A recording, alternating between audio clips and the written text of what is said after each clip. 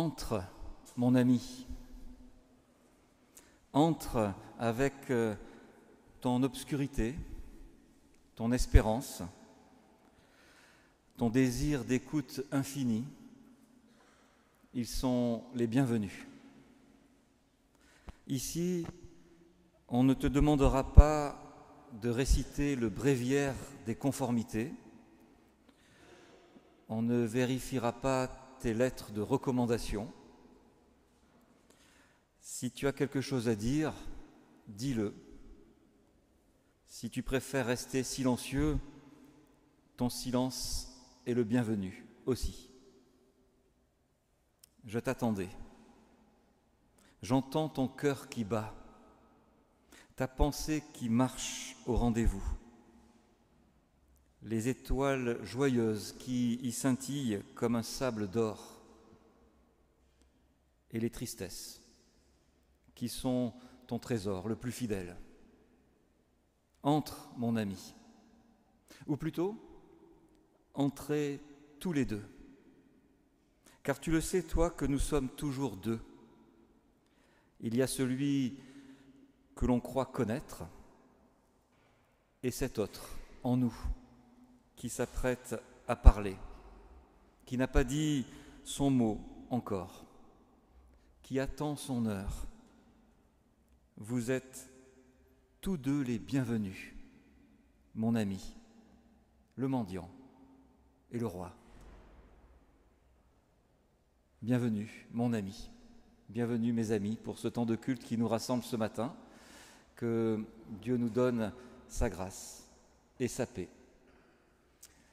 Je vous invite à entrer dans la prière. Nous prions. Au cœur de nos vies, il y a toi, Seigneur, toi que je connais ou crois connaître depuis toujours, toi que je ne connais pas ou que je ne veux pas connaître. Tu es là, comme celui qui vient pour qu'advienne la vie. Et moi, avec tout le poids de mes misères, de mes refus, de mes difficultés à croire et à aimer, moi je viens à toi tel que je suis, avec mes doutes, mes peurs. Je regarde autour de moi, les uns marchent à l'aveuglette, tu les accueilles. D'autres partent forts de ta force, tu les accompagnes. D'autres encore se tiennent devant toi, tu es là. Et moi, où suis-je? Qu'est-ce que je fais? Suis-je celui ou celle qui vient à toi déposer à tes pieds mon fardeau? Ou bien celui ou celle qui part en ton nom à la rencontre de mes frères et sœurs? Peut-être suis-je l'un et l'autre, l'un pour devenir l'autre, venir et partir, comme l'inspire et l'expire. Donne-moi ton souffle, ta vie, toi qui m'appelles et me soutiens tout à la fois. Ma vie est belle dans ta lumière. Et je te dis merci. Amen. Et je vous invite à louer le Seigneur en chantant au psaume 33, « Réjouis-toi, peuple fidèle », les strophes 1, 2 et 5. Psaume 33.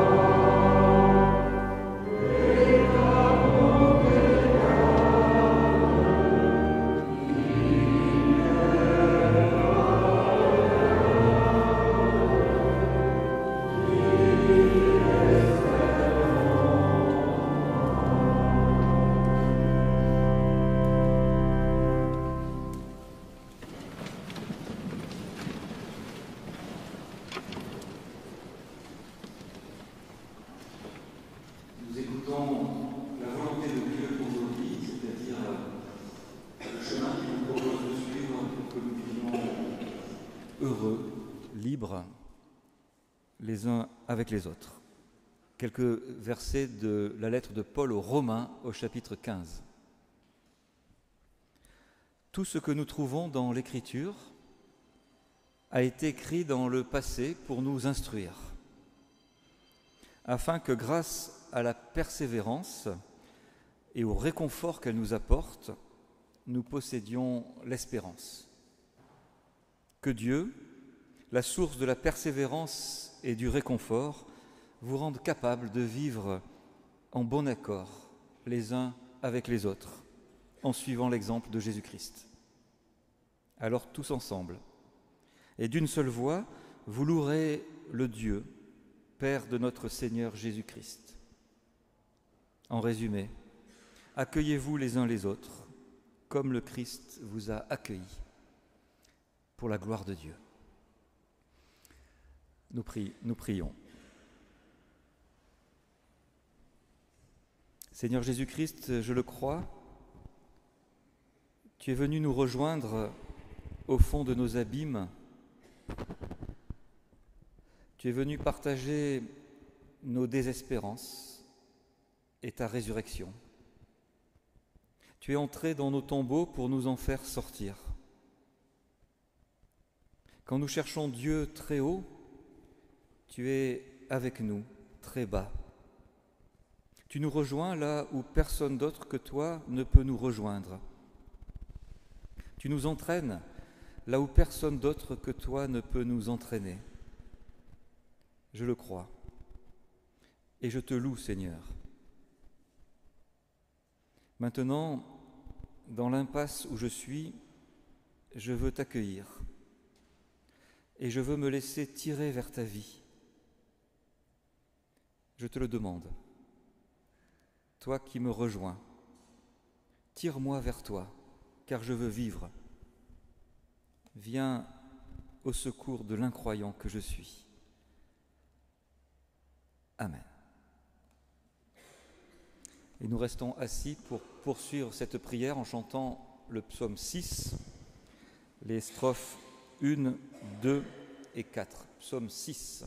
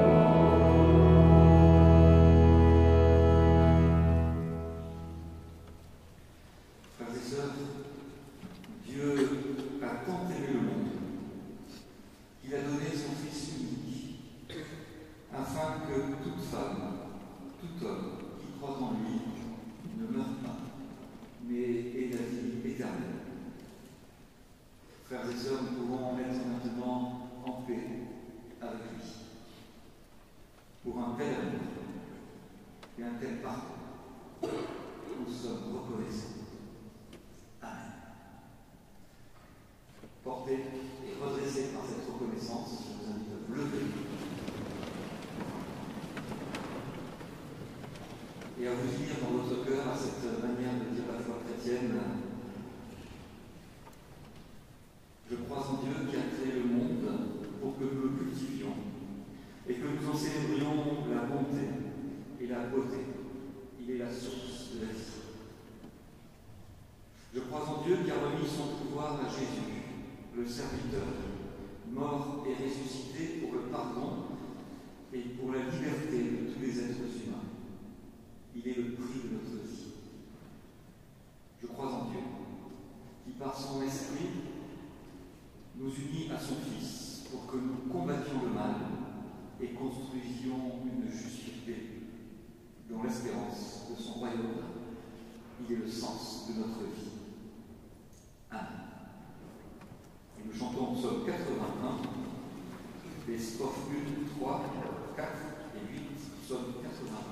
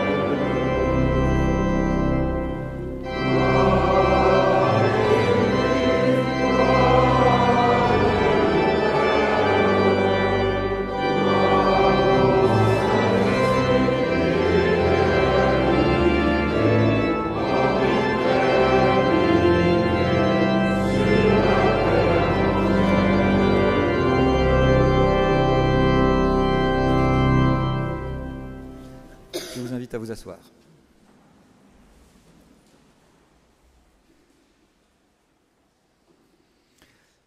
Et avant d'ouvrir l'Écriture, je vous invite à prier.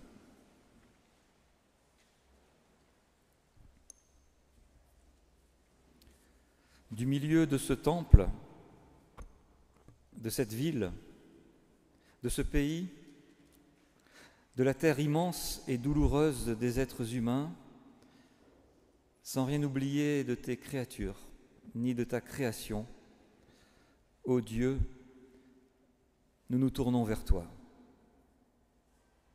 Nous te louons pour l'éclat renouvelé de ta lumière, pour les arbres et la rivière qui passe, pour le visage de nos frères et de nos sœurs, pour ton accueil au matin de ce jour. Et nous regardons à toi, au seul visage que nous avons reçu de toi, le visage de Jésus, si mystérieux encore, mais où nous reconnaissons, Père, dans cet homme, ta présence, dans cet humble, la trace de ta venue, dans ce serviteur, la force de ta bonté, dans ce condamné, ta solidarité, dans ce ressuscité, ta manière d'ouvrir les routes, toutes les routes. Ouvre-nous à ta parole. Viens, Saint-Esprit. Amen.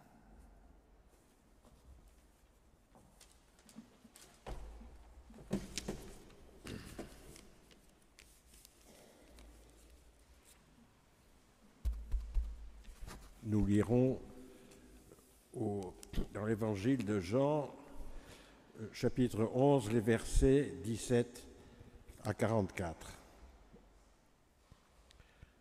Quand Jésus arriva, il apprit que Lazare était dans la tombe depuis 4 jours déjà.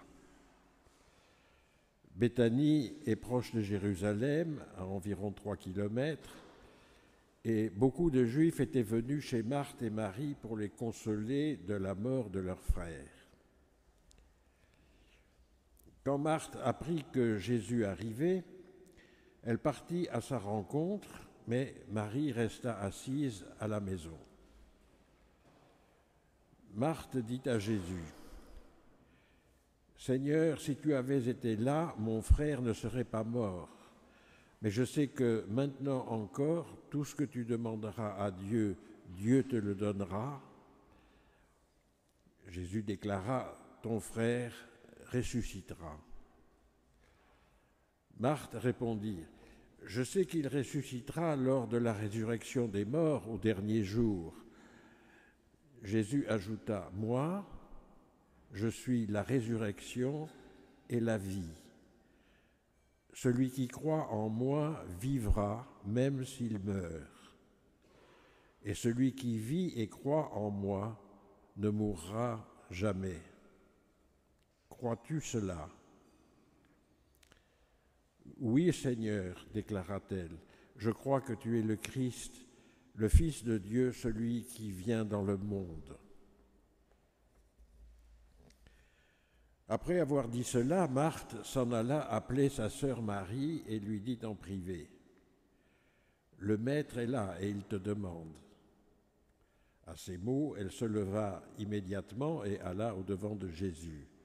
Or, Jésus n'était pas encore entré dans le village, mais il se trouvait toujours à l'endroit où Marthe l'avait rencontré.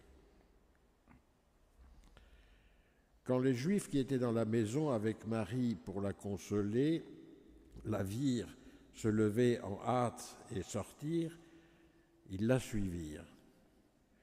Ils pensaient qu'elle allait au tombeau pour y pleurer. Marie arriva là où se trouvait Jésus. Dès qu'elle le vit, elle se jeta à ses pieds et lui dit, « Seigneur, si tu avais été là, mon frère ne serait pas mort. »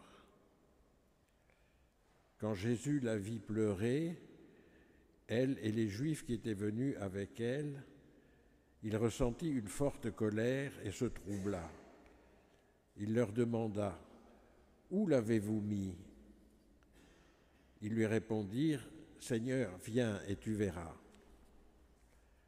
Jésus pleura. Les Juifs dirent alors, « Voyez comme il l'aimait. » Mais quelques-uns d'entre eux disaient, « Lui qui a ouvert les yeux de l'aveugle, ne pouvait-il pas aussi empêcher Lazare de mourir ?» Alors Jésus, ressentant de nouveau une forte colère, se rend au tombeau. C'était une grotte dont l'entrée était fermée par une grosse pierre. « Enlevez la pierre, » dit Jésus. Marthe, la sœur du mort, répliqua, « Seigneur, il doit sentir mauvais car il y a déjà 4 jours qu'il est ici. » Jésus lui répondit, « Ne t'ai-je pas dit que si tu crois, tu verras la gloire de Dieu ?» On enleva donc la pierre. Jésus leva les yeux vers le ciel et dit, « Père, je te remercie de m'avoir écouté. Moi, je sais que tu m'écoutes toujours, mais je parle pour cette foule qui m'entoure, afin qu'ils croient que tu m'as envoyé. » Après ces mots, il cria d'une voix très forte, « Lazare, sors de là !» Le mort sortit, les pieds et les mains attachés par des bandes et le visage enveloppé d'un linge. Jésus dit, « Déliez-le et laissez-le aller. » Seigneur, ta parole est la vérité, sanctifie-nous par ta vérité.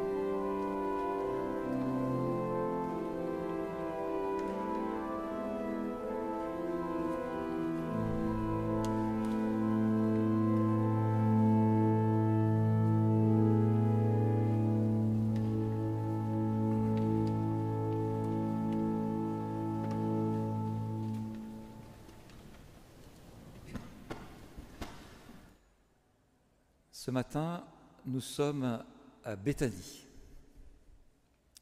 Béthanie, et je vais vous parler d'Anastasie et de Zoé. Alors nous sommes à Béthanie. Béthanie, c'est un petit village qui se trouve à 3 kilomètres à l'est de Jérusalem. Béthanie en hébreu, ça a plusieurs étymologies possibles. Une d'entre elles est la signification maison du pauvre, ou maison de la misère, ou maison de la tristesse, ou maison de l'affligé.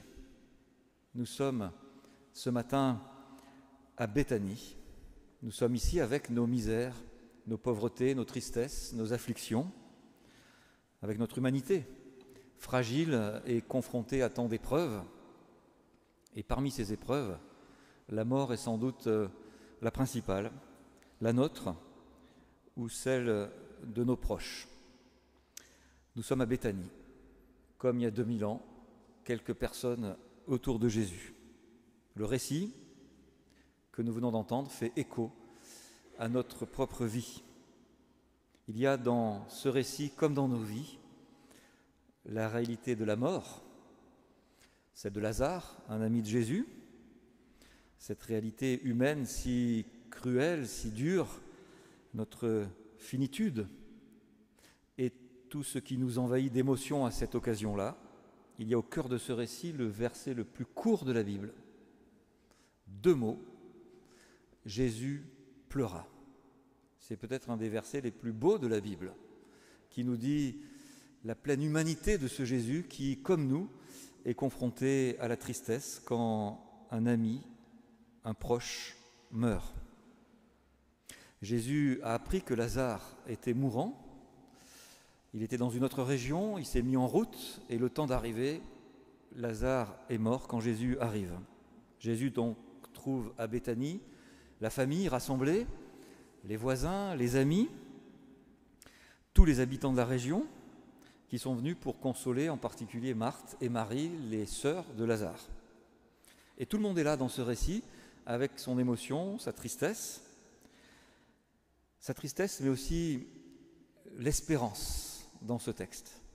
Il y a à la fois la tristesse et puis la résurrection, puisque Jésus va prier et il va rappeler Lazare à la vie avec ces paroles fortes à Lazare, sors de là, et fortes aux proches de Lazare, déliez-le et laissez-le aller. Et au cœur de ce récit, une parole de Jésus, je suis la résurrection et la vie. C'est la 5e fois dans l'évangile de Jean que Jésus dit « Moi je suis ». Nous avons médité les 4 derniers dimanches les 4 paroles qui précèdent. Je suis le pain de vie, je suis la lumière du monde, je suis la porte, je suis le bon berger. Ce matin, je suis la résurrection et la vie, à Béthanie, maison de la tristesse. Ce jour-là, la mort et la résurrection se rencontrent. Aujourd'hui, nous sommes à Béthanie, et ce qui s'est joué là-bas est pour nous aujourd'hui, ce matin.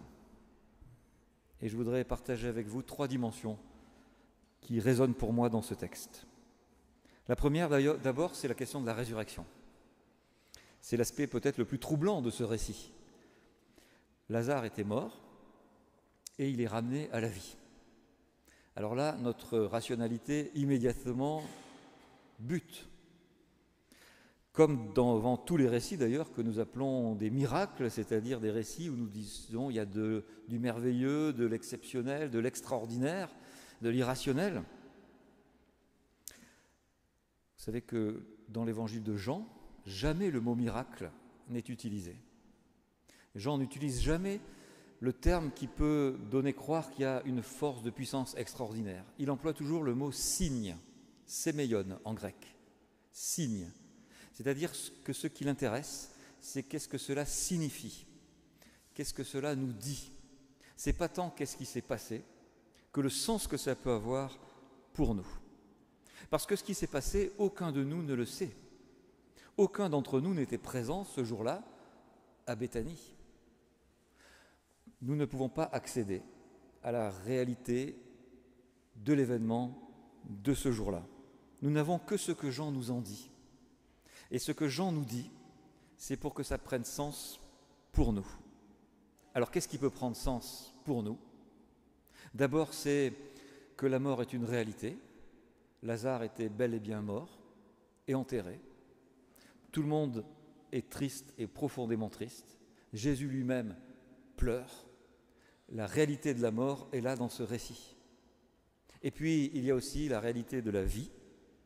Il y a Jésus qui vient vers ceux qu'il aime. Et au cœur de sa venue, il y a un espace qui s'ouvre. Jésus pleure, comme nous. Jésus se met en colère, comme nous souvent. On ne sait pas trop dans ce texte s'il se met en colère contre la mort ou contre la désespérance de ceux qui sont confrontés à la mort. Il prie et puis il appelle Lazare à sortir de la tombe. Lazare est un être mortel, il est comme ramené à la vie, il va rester mortel, il va mourir plus tard. Mais il y a comme un signe qui est donné dans cette vie plus forte que la mort. Jésus lui-même, quelques semaines plus tard, va être lui aussi arrêté.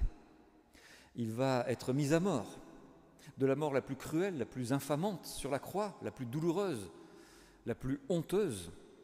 Il va prendre sur lui, il va vivre comme nous, ce qui est le plus loin possible de ce qu'un être humain peut vivre, l'abandon, la peur, la souffrance, l'angoisse, la mort. En lui, à la croix, Dieu va se faire le plus proche compagnon de nous, au plus profond de là où il peut aller, au plus profond de nos vies. Et 3 jours après, matin de Pâques, le tombeau vide, le Christ absent du tombeau, le Christ vivant qui se manifeste à ses disciples. Une autre résurrection, mais pas la même du tout que celle de Lazare. Lazare est ramené à sa vie d'être mortel. Jésus, lui, va ouvrir une autre dimension de vie, la vie en plénitude, comme une aspiration à le suivre, un appel à sortir du tombeau et à être dans une vie renouvelée. Alors bien sûr, tout ça, c'est au-delà de notre rationalité, de notre capacité à le comprendre, à l'expliquer, à le justifier, à le démontrer. Mais la plupart des choses essentielles dans la vie sont aussi de ce registre. Aimer, être heureux, être en paix, ça échappe à toute rationalité. Il n'y a pas de preuve pour dire cela. Il n'y a simplement qu'une expérience à éprouver. Il n'y a pas de preuve. C'est une épreuve, quelque chose qui se vit et qui s'éprouve. Sors de là. Nous sommes mortels et pourtant notre vie est appelée à s'épanouir dans la vie, en Jésus-Christ. C'est là la première dimension que nous dit ce texte. Au-delà de toute justification, explication, démonstration logique, Il y a un appel à vivre une espérance. Non pas comme une formule dogmatique, une doctrine, un rituel, quelque chose qui se répète dans les phrases, une idée, mais comme une réalité à éprouver, une dynamique de vie. Il y a quelque chose de plus grand que nous, que nos limites, et que nos fragilités, que notre temporalité, que nos larmes. Il y a Dieu et sa parole. Il y a un au-delà de nous, au-delà du temps de notre vie. Il y a la présence de Dieu. Et cette plénitude de Dieu, qui vient croiser notre finitude, eh bien, dans la Bible, on l'appelle parfois le royaume. La présence pleine et entière de la vie de Dieu. Ce royaume qui n'est pas encore là, c'est dans l'espérance que nous attendons cette plénitude, et qui est déjà là, dans le Christ qui, à Béthanie, dit à Lazare, « Sors de là ». Croire en la résurrection, quelle que soit la difficulté ou même l'impossibilité rationnelle, eh bien, c'est être pris dans une dynamique de vie qui fait que nous sommes libérés de l'angoisse de l'après pour pouvoir vivre pleinement déjà maintenant et ici la force de la présence de Dieu, débarrassés des culpabilités et des angoisses pour vivre en plénitude. Première dimension de ce texte, la résurrection, c'est vivre dans la suivance du Christ, déjà. Deuxième dimension de ce texte, c'est que ça se joue autour d'une personne, cela. Ça se joue dans une relation. Au cœur de ce récit, il y a donc cette phrase que dit Jésus, « Je suis la résurrection et la vie ». Je suis, en grec, ego eimi. On a déjà dit dans les dimanches précédents combien quand Jésus dit cette expression « moi je suis », vient avec ça toute la culture biblique qui nous dit que c'est Dieu en général qui dit cela. Que Jésus, en disant cela, va dire quelque chose de Dieu, va dire quelque chose de la présence de Dieu en lui et par lui. Moi je suis la résurrection. En grec, c'est le mot anastasis, qui a donné le prénom, Anastasie. Anastasis, ça veut dire tout simplement, c'est un verbe du quotidien, se lever, se mettre debout, se relever, tenir debout. Là où des choses nous écrasent, pouvoir se relever, se dresser. La résurrection. Anastasis, je suis la résurrection et la vie. La vie en grec, c'est Zoé. Alors Zoé, ce n'est pas la vie physique, c'est la vie du corps, la vie matérielle, c'est pas cela, c'est plutôt le fait de vivre. C'est la force de vie, c'est la vie en plénitude, l'élan de vie. C'est un mot fondamental, Zoé. On le retrouve 36 fois dans l'évangile de Jean. 36 fois. Depuis le tout début, l'évangile de Jean commence ainsi. Au commencement de toutes choses, la parole existait. La parole était avec Dieu. Elle était Dieu. Elle était donc avec Dieu au commencement. Tout est venu à l'existence par elle. Et rien de ce qui est venu à l'existence n'est advenu sans elle. En elle se trouvait la vie. Et cette vie était lumière pour les êtres humains. Dès le début, Zoé, la vie. Et jusqu'à la fin de l'évangile de Jean, l'évangéliste écrit « Jésus a accompli encore devant ses disciples beaucoup d'autres signes qui ne sont pas racontés dans ce livre.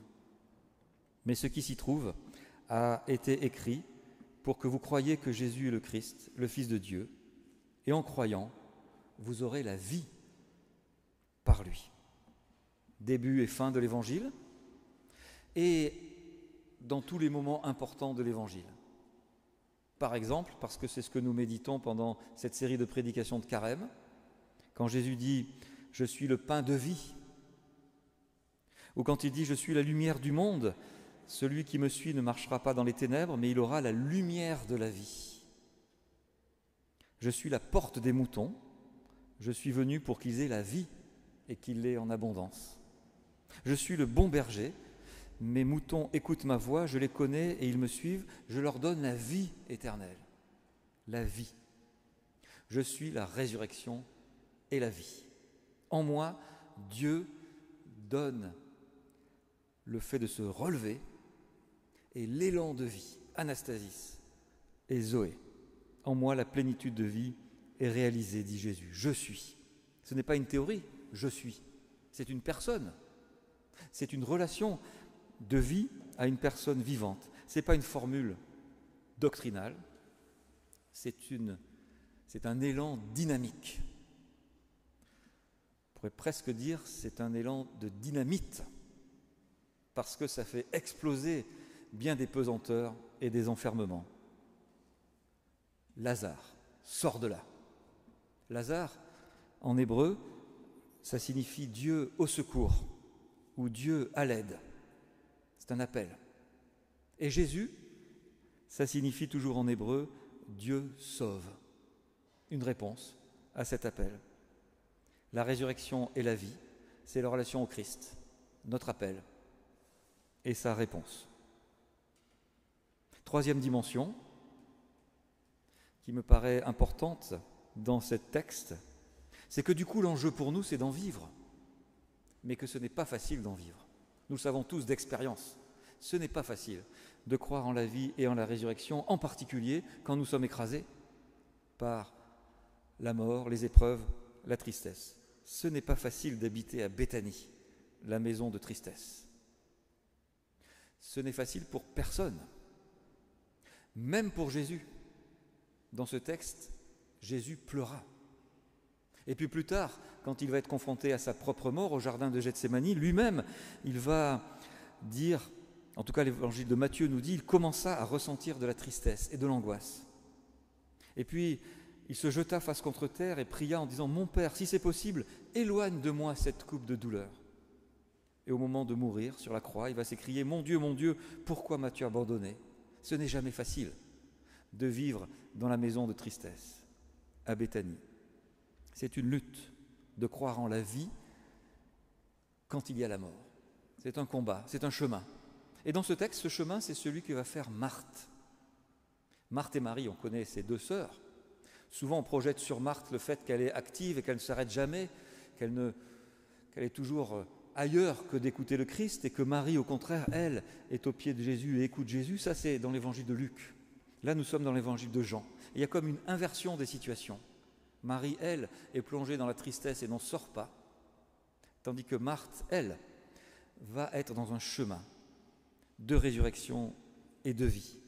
Marthe, elle va dire d'abord à Jésus, « Si tu avais été là, mon frère ne serait pas mort. » On peut l'entendre comme une plainte, comme un reproche, on peut l'entendre aussi comme un appel, comme un désir, comme une prière. Et puis, elle dit sa confiance. Je sais que tout ce que tu demanderas à Dieu, Dieu te le donnera. Elle dit quelque chose de sa confiance. Et à cet endroit de sa vie, de sa prière, de son deuil, de son attente, de sa confiance, Jésus va l'aider à faire un pas important. Il va lui poser une question essentielle. Il va lui dire « Crois-tu cela ? Crois-tu cela ?» Elle qui disait « Je sais que Lazare ressuscitera lors de la résurrection au dernier jour. Crois-tu cela ?» Elle va dire « Je crois que tu es le Christ, le Fils de Dieu, celui qui vient dans le monde. » Jésus l'invite à passer d'un savoir ou d'une doctrine, je sais que plus tard, à la résurrection, il ressuscitera avec tous les morts, à une phrase de confiance. Je crois que toi, tu es le Christ, le Fils du Dieu, celui qui vient dans le monde. Il la déplace du savoir ou du non-savoir à la confiance. Des théories sur le dernier jour à l'aujourd'hui de sa foi. De la nostalgie de sa vie avec Lazare à la relation au Christ vivant. Eh bien, ce déplacement, c'est celui auquel nous sommes appelés aujourd'hui. Comme Lazare, qui est passé de la mort à la vie. Comme Jésus, qui est passé des larmes à l'appel vivant. Comme Marthe, qui est passé du savoir à la confiance, eh bien nous sommes appelés à passer vers la vie. Comment croire à la résurrection? En suivant les traces de Lazare et de Marthe, en nous laissant entraîner par cette parole de vie. Aujourd'hui, nous sommes à Béthanie. Je vous ai dit en commençant que Béthanie, ça pouvait vouloir dire maison de la tristesse, de la misère. Béthanie, ça peut aussi vouloir dire maison de miséricorde, maison de grâce, maison de bénédiction. Nous sommes à Béthanie aujourd'hui. Nous sommes appelés à passer de la maison de tristesse à la maison de grâce, de miséricorde et de bénédiction. Nous sommes appelés de passer de la mort à la résurrection et la vie, de la solitude à la relation à Jésus-Christ. Alors que le Christ qui a ramené Lazare de la mort à la vie, Marthe de la peine à la joie, que Jésus-Christ nous aide à sortir de nos tombeaux, sort de là, et à délier ceux qui y sont encore. Que le Christ nous aide à vivre avec lui déjà la résurrection et la vie. Amen.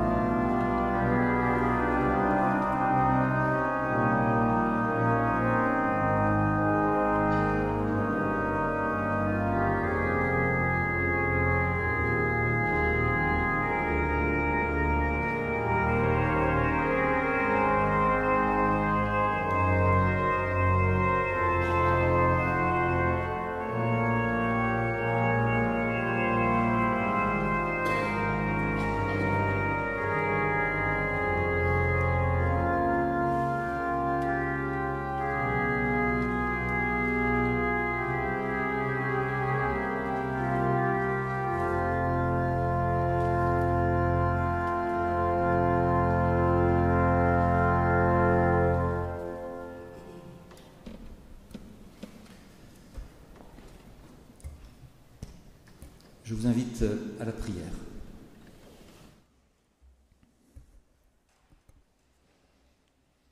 Par ta mort et ta résurrection, toi, Jésus-Christ, notre Dieu, notre espérance, tu as plani pour tout être humain le chemin de la vie en nous libérant de la toute-puissance de la mort. Toi qui es le vivant, une fois pour toutes, nous laisseras-tu du côté de la nuit, du péché et de la mort? Aide-nous à franchir chaque jour les barrages des ténèbres placés sur notre route, afin que nous passions avec toi du côté de la vie, pour les siècles des siècles. Amen. Et je vous invite à chanter notre louange au Seigneur par le psaume 118, les strophes 1, 2 et 4. Psaume 118.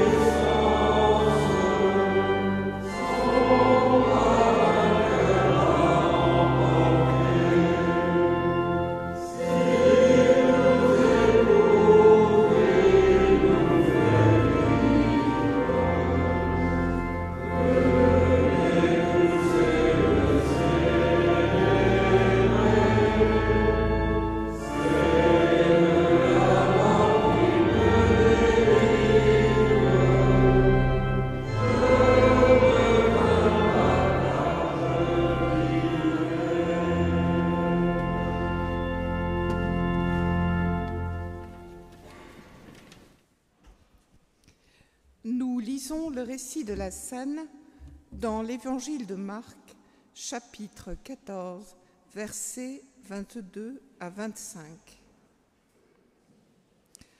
Pendant qu'il mangeait, Jésus prit du pain. Après avoir prononcé la bénédiction, il le rompit et le leur donna en disant : « Prenez, c'est mon corps. » Il prit ensuite une coupe. Après avoir rendu grâce, il la leur donna et ils en burent tous. Il leur dit alors : « C'est mon sang, le sang de l'alliance qui est répandu pour une multitude. En vérité, je vous le dis, je ne boirai plus du produit de la vigne jusqu'au jour où je le boirai nouveau dans le royaume de Dieu. »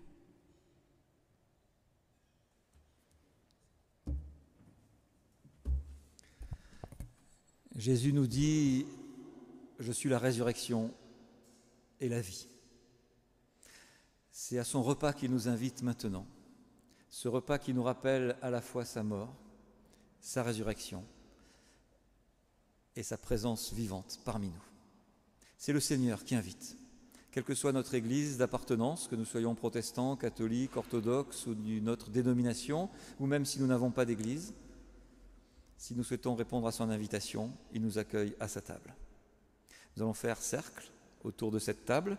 Prenez avec vous votre recueil de cantiques et venez, dit le Seigneur, car tout est prêt.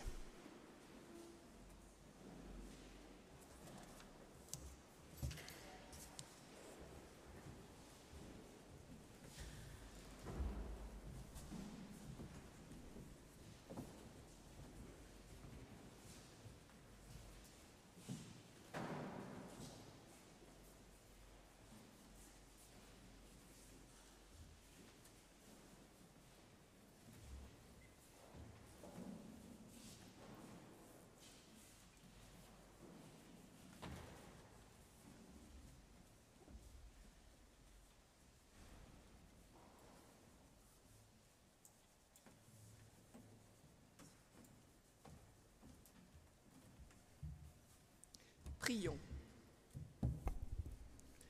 Père, nous voici rassemblés autour de cette table, le cœur rempli des chants de la fête. Nous voulons faire silence pour nous remémorer les paroles et les gestes de Jésus-Christ, sa mort, sa résurrection. Père, il n'y a ici qu'un peu de pain et un peu de vin. Envoie sur nous ton Saint-Esprit pour que nous les recevions comme les signes dont notre foi a besoin, pour discerner la présence de Jésus-Christ au cœur de notre vie. Et en communion avec lui, nous te disons tous ensemble : Notre Père qui es aux cieux, que ton nom soit sanctifié, que ton règne vienne. Que ta volonté soit faite sur la terre comme au ciel. Donne-nous aujourd'hui notre pain de ce jour. Pardonne-nous nos offenses, comme nous pardonnons aussi à ceux qui nous ont offensés. Et ne nous laisse pas entrer en tentation, mais délivre-nous du mal. Car c'est à toi qu'appartiennent le règne, la puissance et la gloire, pour les siècles des siècles. Amen.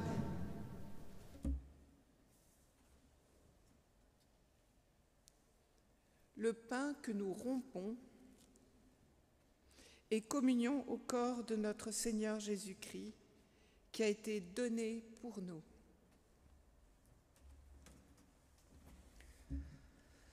Et cette coupe pour laquelle nous remercions le Seigneur est communion à sa vie qui a été donnée pour la multitude. Pour celles et ceux qui désirent communier, un morceau de pain va vous être déposé dans le creux de la main. Et puis ensuite, les coupes vous seront présentées. Ce sont des coupes individuelles. À l'extérieur du plateau de couleur rouge, c'est du vin. À l'intérieur du plateau de couleur jaune, c'est du jus de raisin. Heureux sommes-nous d'être les invités du vivant.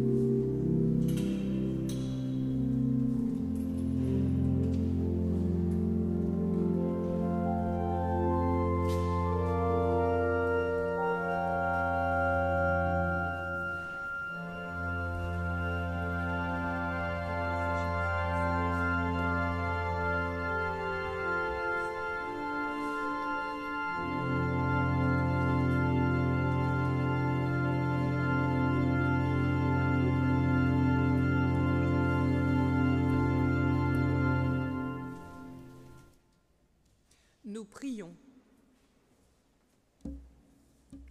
Se tenir dans la maison où sont servis le pain et la parole venant de Dieu, c'est devenir les compagnons du vivant.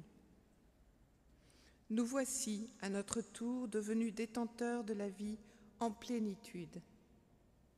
Seigneur, aide-nous à transformer cette vie reçue en profusion, en paroles et en actes d'amour, à tous les moments et à tous les endroits où des vivants sont chargés de souffrance et de croix par leurs propres frères et sœurs. Nous te le demandons par Jésus, le compagnon des vivants, jusqu'au bout des siècles. Amen. Je vous invite à chanter le psaume 92. « Oh que ces choses belles de te louer Seigneur », les 2 strophes, psaume 92.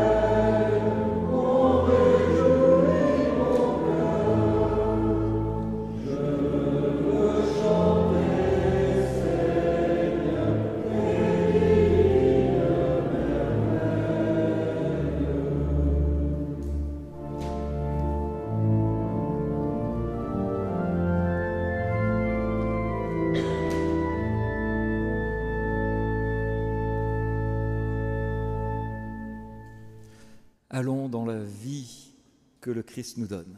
Je vous invite à regagner vos places et à vous asseoir.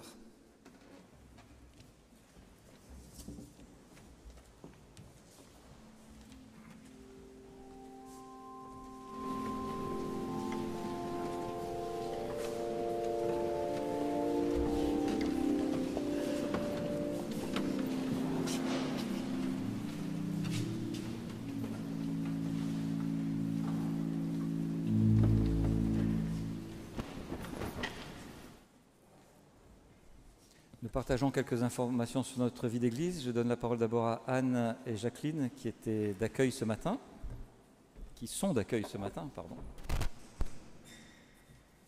Moi et Jacqueline avons eu le plaisir de vous accueillir ce matin au temple. Si vous êtes nouveau, si c'est la première fois que vous venez, vous pouvez, si vous souhaitez, recevoir des informations sur les activités, sur la paroisse. Vous remplissez ce coupon et que vous pouvez me remettre ou remettre à Jacqueline ou au pasteur. Et n'oubliez pas le verre de l'amitié qui sera servi à la fin du culte. Bon dimanche. Merci. Après le verre d'amitié, il y a un déjeuner, mais je ne sais pas si les cuisiniers... Olivier, c'est pour parler du repas ? Pardon ? Tu vas parler du repas ? Tu vas les chercher, non, d'accord. Pour le repas. Donc on va chercher ceux qui font le repas, mais pendant ce temps, Olivier, vas-y. L'Église verte a préparé un repas, et comme j'étais absent pendant quelques temps pour d'autres raisons qu'on va voir tout à l'heure, je ne sais pas ce qui est destiné à être mangé par vous, mais voilà les cuisinières qui arrivent. Bonjour à tous, c'était l'équipe de l'Église verte qui vous faisait les courses. Du coup, vous imaginez bien que ce sera végétarien, ce sera plein de couleurs. Ça commencera par du orange avec des carottes râpées. Il y aura un dalle de lentilles indien. Vous sentez peut-être épices et du fromage blanc au miel. En tout cas, il y a 30 couverts qui sont prêts, qui vous attendent. N'hésitez pas. Une participation de 10 €, sans inscription, gratuit pour les enfants. Et voilà, vraiment, on espère que vous dégusterez. Voilà, donc ça se passe dans la pièce qui est à votre gauche. Donc voilà, il suffit d'y aller à la fin de ce culte, et puis 10 €. Et puis si pour certains c'est trop, on peut aussi venir tout simplement pour partager ce temps de repas. Et donc j'enlève ma casquette de préparatrice de repas pour l'Église verte. Je vous parle aussi du ciné-rencontre, puisque nous aurons un ciné-rencontre à 13h45 autour du film Juno, film qui est à l'apparence désinvolte mais qui pose de vraies questions et dont on pourra discuter à l'issue. C'est à 13h45 ici, nul besoin de s'inscrire. Merci. Bonjour, je vais vous donner dans l'ordre des rendez-vous que nous avons cette semaine et plus tard, essayer de les mettre dans l'ordre. Donc jeudi, il y aura un culte d'action de grâce pour Hugues Monod, qui était un membre éminent de la chorale. Samedi, le concert des Velti, bon, à 17h rue Madame. Jeudi, excusez-moi, c'était à 17h30 rue Madame. Vous l'avez sur la feuille, mais je le remets dans l'ordre. Ensuite, le 28 mars, il y aura un culte d'action de grâce pour Christiane Nisseron, qui était aussi un membre éminent de la chorale, qui a beaucoup travaillé pour évangéliser. Et puis, nous déplorons le départ d'Astrid Bard, qui est l'épouse de Jean-Philippe, qui a été longtemps conseiller presbytéral ici. Voilà. Merci Olivier, nous portons ces familles dans notre prière. Nathalie ? Bonjour, je voulais me faire juste les échos du CP. Le CP, c'est le Conseil presbytéral. Conseil presbytéral, qui s'est réuni mardi 27 février. La réunion a été introduite dans la prière par Bertrand Dical. Puis nous avons d'abord clôturé la liste finale de nos candidats au poste de conseiller presbytéraux pour la prochaine mandature. Puis constituer une petite équipe autour de notre pasteur Sophie Ollier afin de travailler sur l'accueil des personnes porteuses de différents types de handicaps visibles et invisibles dans notre paroisse. La plus grande partie de la réunion a été consacrée au discernement de notre futur pasteur. Et enfin, après un point financier, nous avons clos le CP par une prière de Sophie. Merci. Chers amis, paroissiens, grands lecteurs, grâce à vous et grâce à nos donateurs comme Pierre et Yves ici présents, je vous invite à venir visiter notre librairie paroissiale qui est toujours vivante. Emilien. Chers frères et sœurs, c'est pour vous rappeler que le vendredi 22 mars, nous organisons une soirée poésie-musique à 19h au Temple du Luxembourg, consacrée au thème de la grâce, grâce qui a été très présente aujourd'hui à travers les psaumes traduits par Clément Marot et Théodore de Bèze. Nous aurons des extraits de poésie biblique, de poésie classique et de poésie contemporaine. Venez nombreux. Merci.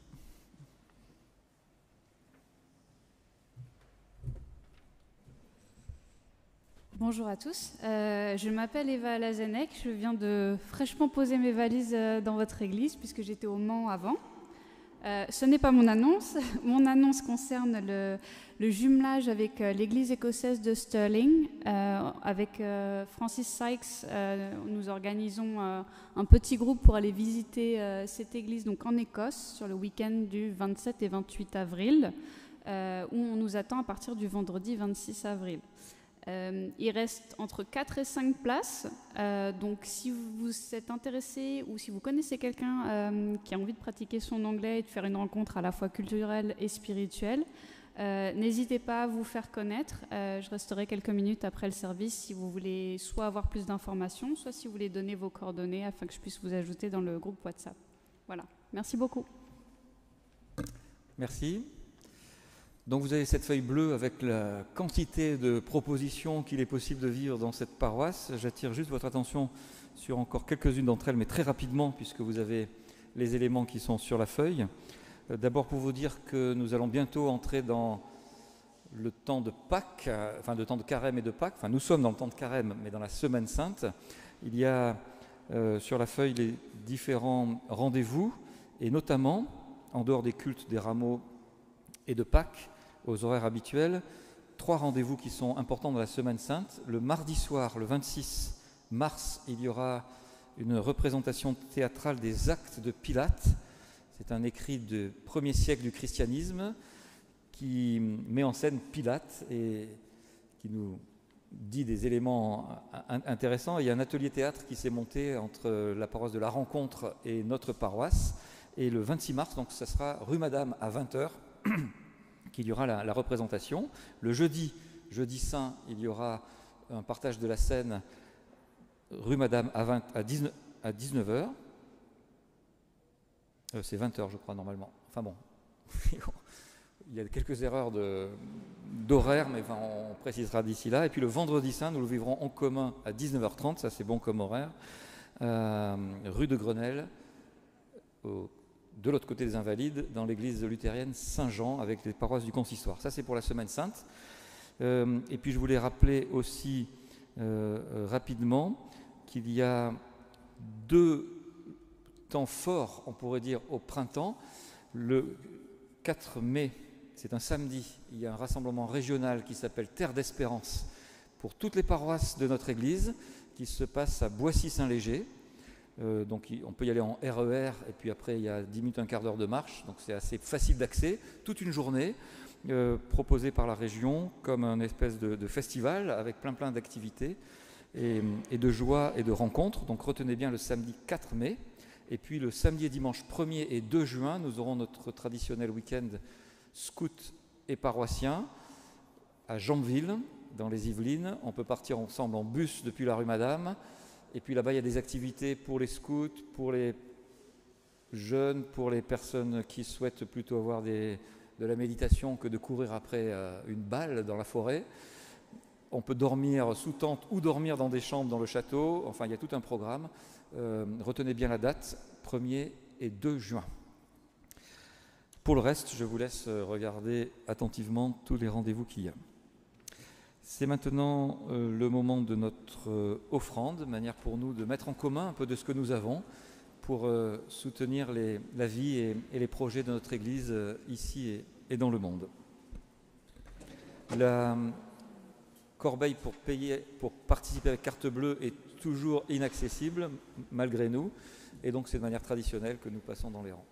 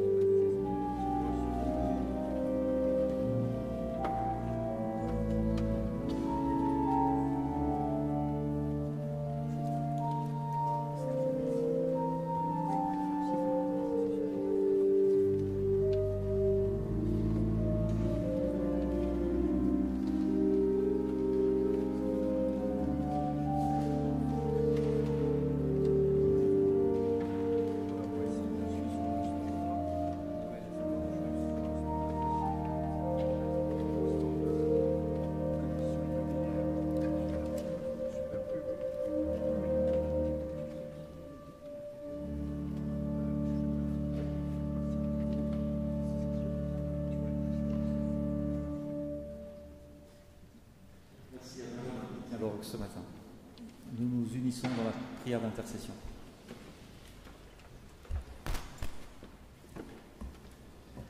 Seigneur, merci car tu es la résurrection et la vie.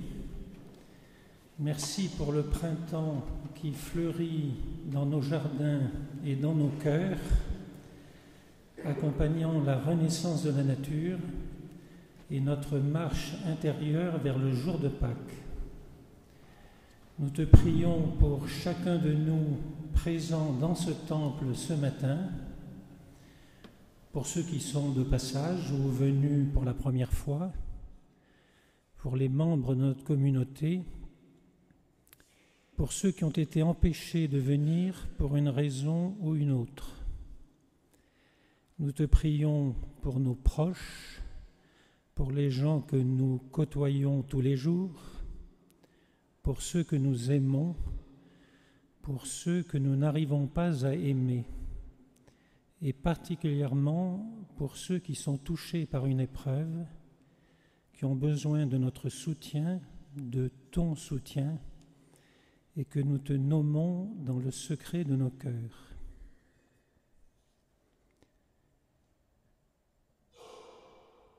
Seigneur, dans ces temps troublés par les guerres aux portes de l'Europe et au Proche-Orient, où nous sommes affectés par les replis sur soi, par nos empathies sélectives, par les propagandes de tous les camps, nous te prions pour toutes les victimes de ces horreurs et te remettons celles et ceux qui exercent l'autorité dans ce monde.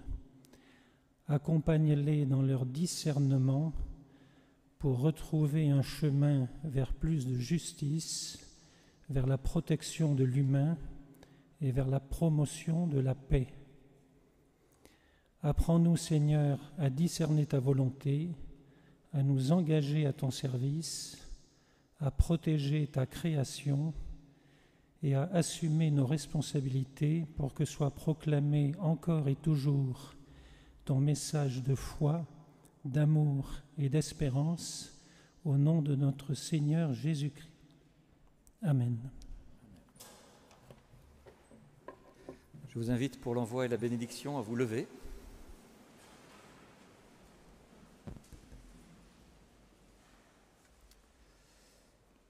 Jésus dit à Lazare, « Sors de là ». Il nous dit, à chacun de nous, « Sors, sors vite. Ne cesse pas de sortir. Quitte ta paix et ta tranquillité pour le bruit et l'inconfort. Va vers les rires et les pleurs. Apporte avec toi le pain de vie comme un trésor. Porte-le au creux de tes mains et dans ton cœur. Partage-le encore et encore. Il y en aura toujours assez, aussi longtemps que tu continueras à le rompre. Que le Seigneur nous bénisse et nous garde, lui qui est Père, Fils et Esprit Saint. Amen. Et nous chantons pour terminer le psaume 67, que Dieu nous bénisse et nous garde. Psaume 67, les strophes 1 et 2. 67. Amen.